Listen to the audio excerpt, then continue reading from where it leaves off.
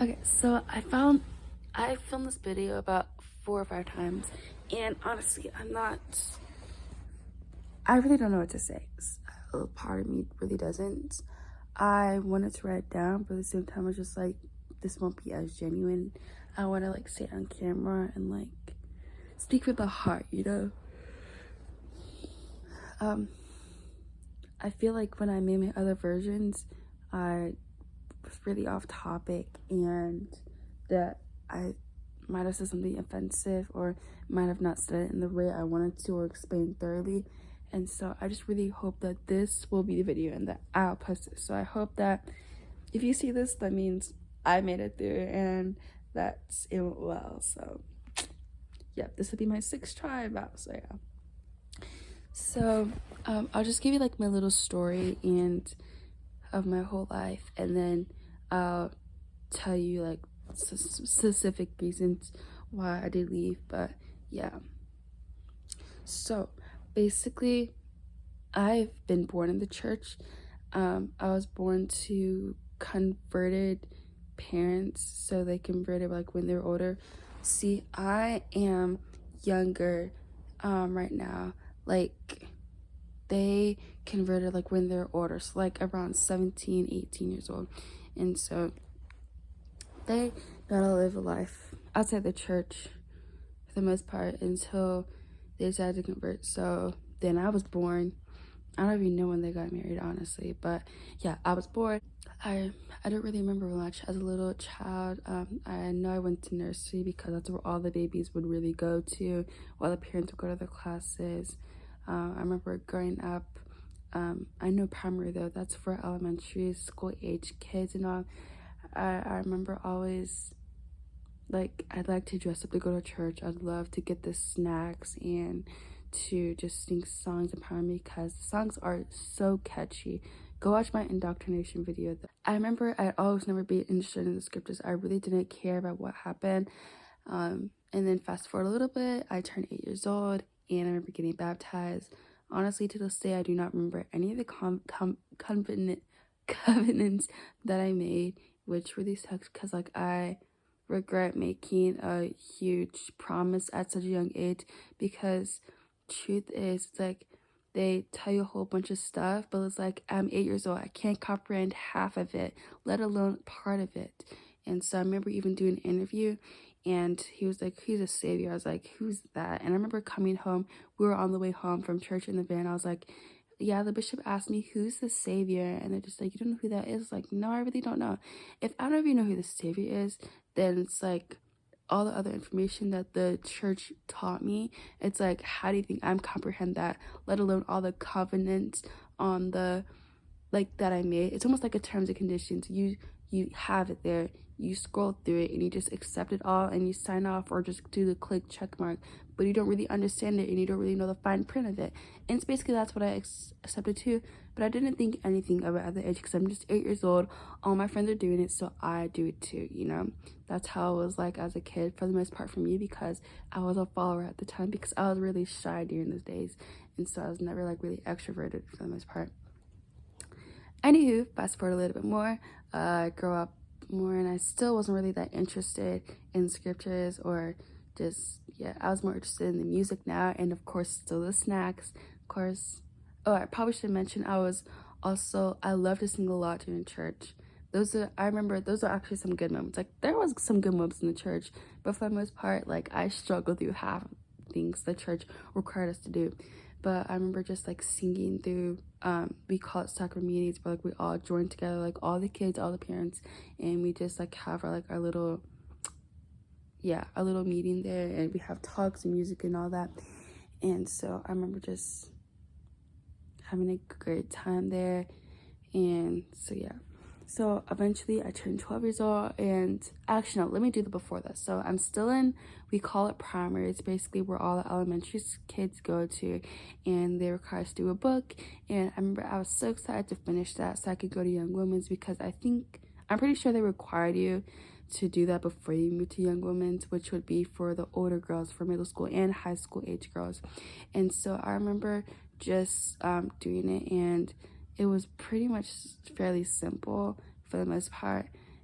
It took time though, but I remember going through stuff really quickly, and so I did that, and I thought, hey, I'm done now. And then turns out when I got to Young Women, they gave us a whole set of another book, and maybe I might put a picture beside to show y'all the references I'm trying to talk about as I'm speaking, so it's good I'm on this side. But it was so much more. It's like 7 whole like virtues is what we call them, not virtues, like I think virtues or something like that, just 7 whole, thinking about it as 7 chapters of a book, and it'd be required us to do like 10 things, I believe. So I forgot, because it's been a minute since I completed it, but they made us do that, and I remember I used to slack off on it. I believe it was like 2 years ago they just stopped it, and I remember people were pressuring me to keep on finishing it, and I really did not want to do it. And I remember I used to get like low-key threatened. They're just like, you need to finish it, and I'm just like, I really don't want to do it. It's like I really could care less about it. Like from the get-go, I've always been interested in the church and all, but I guess and this is why I'm at my breaking point now, and like literally like, yeah. And so but eventually, yeah, I did finish it, and there was also another thing attached to it. It's just like you had to do 40 hours of service work.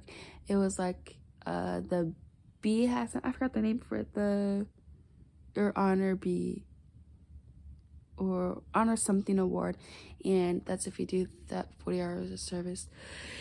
And it was a lot. I was too lazy for that because I really, once again, really didn't care for it. You get the same necklace for it if you complete the book, the regular book for Young Women. So it was like, I already have one necklace. Why? I really don't care for the other color for it to get my honor B recognition in it. So I really didn't care. Fast forward a little bit more. So by this point in time, I'm starting to go into high school, because if y'all didn't know, I have a late birthday. So I went to high school as a 13-year-old, and I turned 14 in my freshman year. And so, wait, is that right? Yeah, because I'm turning, yeah. So I started just becoming even more interested in the church, and you know, I could even go back to even before that. I'd say in 7th grade, I was at a peak in highness because like everybody knew me to be the nice sweet girl, and I was really gullible, and I was just like, everybody literally thought me as like literally if somebody was to hurt me or whatever, like people would get mad for me. They would like probably go fight for me, and like actually had somebody like me and use me only because they're like, oh yeah, she was popular, but I was nowhere near really popular. I honestly don't think that I was popular, but I was low-key a little bit had status because everybody just like always wanted to gravitate towards me. And I remember sometimes I would even post on the social media that I wasn't even allowed to have. I posted motivational quotes and good songs that I really loved to listen to.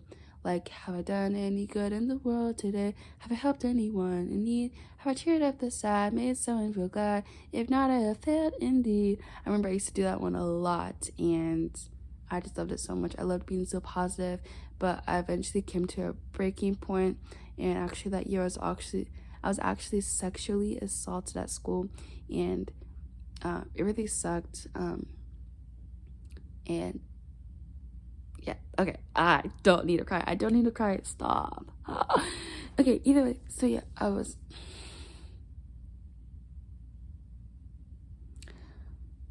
it really sucked though. And it sucked that I never really got pure justice for it, but at the same time, I've just made peace with the situation, and I try to laugh it off now because it's like it already happened, but like it really sucks that I have to go through that. And so from then I just started declining, and I just started wanting to, you know, be myself, and like at the same time I wanted to fit in the crowd, but at the same time I wanted to like explore with myself, but I didn't really know how to do because so much of the church wanted me to be the certain way, and it was just too much. And so then going to high school, remember I struggled just like being able to express myself and still trying to like learn to love myself and to prioritize myself as much as the church preached to always help others and to do this and that and to just be a certain way, this cookie cutter mold of a certain person. And it just got tiring trying to like the church focuses so much on helping others and doing things for other people that like you forget about yourself sometimes. And I hate the fact that I never prioritize myself. That's why I also struggled a lot with my mental health. I was at literally a low a lot. And I remember one time I struggled so much that I wanted to go through a self-journey to help find myself much more better. And so I remember just trying a whole bunch of stuff, like waking up early, reading the scriptures, and just doing a whole bunch of church stuff and applying it into my life. And after doing it for a while or less, it wasn't working. I was like, what if it's too much for me? Like, what if I should just stop? Like, what if this isn't for me? What if it's not true anymore? And so at this time, I was also watching a lot of my favorite YouTubers, and they're starting to become ex-LDS. I was like, well, wait a second. And so a lot of the times, we shame and pressure each other in the church because isn't that like a saying, like religious people are some of the most judgmental people? And believe that. Please believe that, because it's so true. Because we have a million things that we probably say behind our back, but like that can be for anybody, but like especially religious people though. It's like because they think that they're better than each other, but we're literally all human. We're all average. Nobody's better than somebody else. So it's like, why do you think just because your religion you feel like it's the best, that means you're better than me, So I remember I was low-key shaming them, and I regret that because now I'm on the same journey that they're on too. And so it's like what a coincidence there, but I do feel bad for the shaming part though, and that's not the person that I want to be. I want to be better than that, and that's why I'm always trying every day to not be that person that I was as an LDS, the unhappy, bitter person who so I remember for a week I was starting to contemplate, and I was like, wait a second, the church is true? Wait, it isn't true. Wait, it is true. It isn't true. And I remember I literally shattered myself. Like, it was so bad. I remember I was crying so much. I was like, what if it's not true? Like, it's literally my whole life. What am I gonna do? And so I was literally lost until I started reaching out to communities and like on Reddit and Discord and on YouTube, watching those YouTubers that turned ex-LDS, and I found a community full of people, and I was like, wait, I'm not alone. So I remember one day on a walk, I decided, hey, I'm gonna say this to myself, and I remember I shouted out loud, I am ex-Mormon, and I'm happy, and I am so proud of it. And I tell you, that was the best day of my life. That was literally a turning point, and ever since that day, I have been thriving in life, and things have been going pretty well for the most part so far.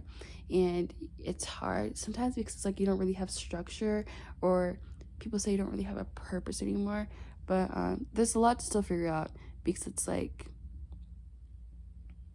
it's hard making a big transition, because it's literally been my whole life this whole time. And it's like with that, it's like, what am I, who am, like, but I'm glad that, like, so I need to just reiterate again, like, doing the things that they focus so much on other people, and just, you need to do this and that. Like, I literally lost my whole identity to the church. And here y'all hearing the song, actually, it's me playing the piano here, but yeah, I really lost myself because trying to be somebody that I can never achieve to be. But once I got out, I finally regained myself, and I'm so glad of that, because once again, I'm doing so well in life now. And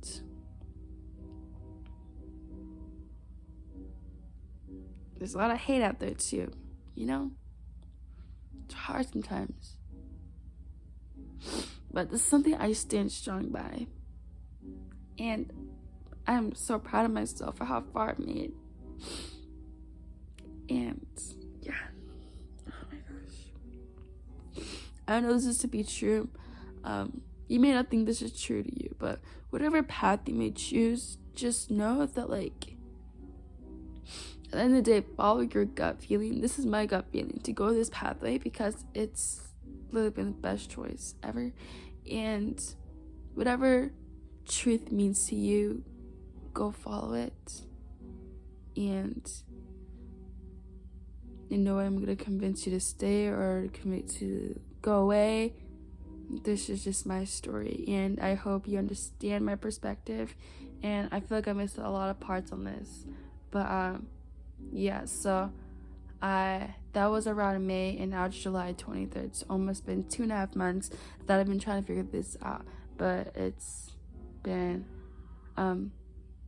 quite an interesting journey. So I just want to quickly make a thank you to all those YouTubers out there, because I literally look up to you so much, because without this I probably still would have been suffering through everything that I've been through, because man, thank you to Haley Everett, thank you Self on the Shelf Mormon podcast with John DeLeon or something, thank you to Sydney Francis, because I watched you for a while, you're a good one, and I think I already said Haley Everett, Xmolex, Mormon Mindy, Nuanto, just thank you so much for what you do, because you're literally heroes, my heroes, and I'm glad that I really found the truth, and that I was able to find this out now and not later in my life, because I know it might get a little bit harder trying to change as I'm older, especially let's say if I'd already gotten married or whatever, and I don't believe what I believe, that I have to get divorced and all that, which isn't like bad if that does happen, but it's like, it's good, like I caught on to it now. And so no, solely because I lost myself and my identity, and I was being really unhappy that the church made me really unhappy, and like my mental health really went down, and just like it was just a lot of pain and suffering that I was going to, and the church never really made it better for me by following literally everything. So I was literally like a committed Mormon, like y'all, I don't know if you understand, I was literally committed so much, but just everything tore apart once I really found the truth. And not only with that, but just like the church history once again, that also broke me. And then also with modesty, that also got to me, because like my whole sexual assault story, the thing is that like I was wearing modest clothing, right? And it could happen to anybody. And so it really got to me, because it's just like I can still respect myself, but like wear things appropriate in different times, like, you know what I mean? It's just like, it's crazy how much the church controls you, and how much shaming and guilt trips and so much informed consent and so much pressure it brings. And so yeah, I'm glad to be out here. I'm glad to be an ex-Mormon. I am a proud ex-Mormon. And so yeah, I hope you'll have an amazing rest of the day, and I hope that you will follow whatever truth means to you too. That's my little quote there, yeah. And yeah, peace is already out.